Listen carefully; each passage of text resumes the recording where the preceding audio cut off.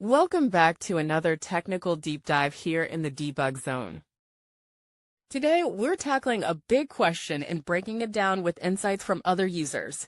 Hopefully this clears up some misconceptions and helps you get the answer you need. So buckle up, stay a little curious, and let's jump right in.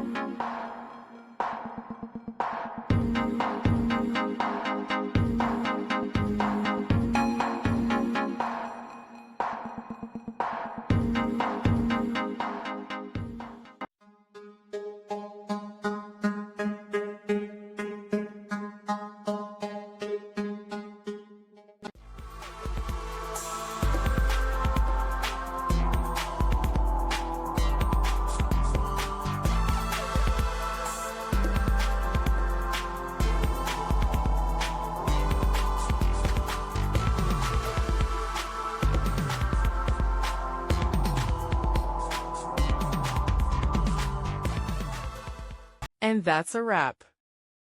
I hope you found the answer you were looking for. If you did, take a second to hit that subscribe button. It really helps out.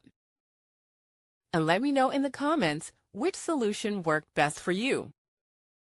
See you next time in the debug zone.